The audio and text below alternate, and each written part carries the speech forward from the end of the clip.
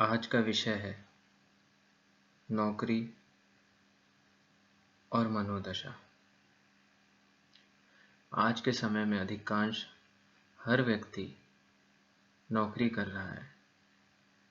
कुछ लोग अपने मन की नौकरी करते हैं, कुछ लोग नौकरी इसलिए कर रहे हैं कि ये जीवन जीने का, सुख सुविधा संपत्ति पाने का एक जरिया है।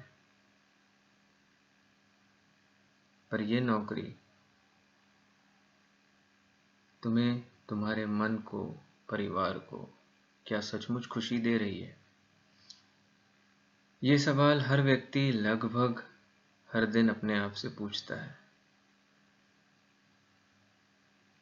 अपने बॉस से परेशान है, चिंता में आधे से ज़्यादा वक्त चिंता में बीत जाता है।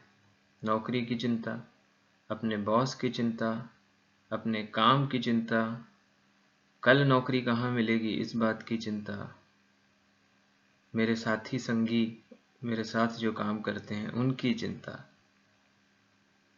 बहुत सारे प्रकार की चिंताओं में तुम घिरे हुए हो और ये सारी चिंताएं मिलके आज के समय में बहुत जल्द तुम्हें चिता तक ले जाएंगी। तो तुम्हें जल्द से जल्द इन सारी चिंताओं का निवारण करना होगा।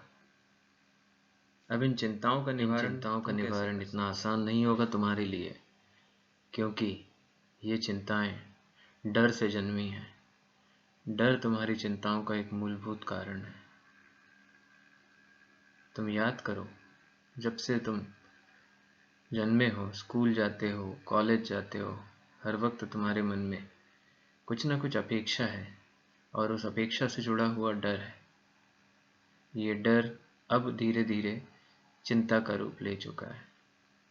तुम्हारा बॉस तुम्हें डराता है, तुम्हें लगता है कि तुम्हारा भविष्य, तुम्हारा जीवन, तुम्हारी नौकरी तुम्हारे बॉस के हाथों में है, या ऐसे किसी और व्यक्ति या ऐसी और किसी कंपनी जिसमें तुम काम करते हो उसके हाथों में है। क्या तुम जब जन्मे थे तो इन लोगों के लिए जन्मे थे? क्या तुम इसलिए जन्मे थे कि तुम इस फलाना ठिकाना आदमी के लिए ये फलाना काम करोगे? नहीं। तुम किस लिए जन्मे थे? तुम इस उद्देश्य को जानना है, ये बात ही भूल चुके हो। खैर, उस उद्देश्य को जानने में तुम पड़ो भी मत। ये इतना आसान काम नहीं है तुम्हारे लिए, ये बहुत बड़ी बात है। तुम बस ये सोचो कि तुम इस डर और चिंता से कैसे मुक्त हो सकते हो। आसमान में उड़ने वाले पंछी को देखो, उसके लिए कोई सीमाएं नहीं है। वो सिर्फ दिन और रात का भेद जानता है। लेकिन तुम बहुत कुछ जानते हो।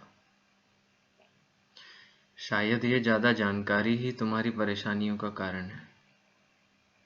लेकिन अब तुम जो कुछ जानते हो वो भूल तो नहीं सकते हो। तो कोशिश ये करो कि अब हर दिन को एक नए दिन की तरह स्वागत करो। उसमें किसी प्रकार के डर को हावी ना होने दो। किसी भी बुरी परिस्थिति में ये सोचो कि बुरा से बुरा और क्या घटित हो सकता है तुम्हारे साथ, और उस पल को जो घटित ना हुआ उसे घटित मानकर तुम ये सोचो कि तुम्हारा क्या कर्म बनता है और उस कर्म को करने की प्रतिज्ञा कर लो। तो तुम्हारा डर सदा के लिए खत्म हो जाएगा। और जब तुम इस डर से मुक्ति पाओगे तभी तुम आसमान में उड़ते पंछियों की तरह निर्भीक और आज़ाद महसूस करोगे।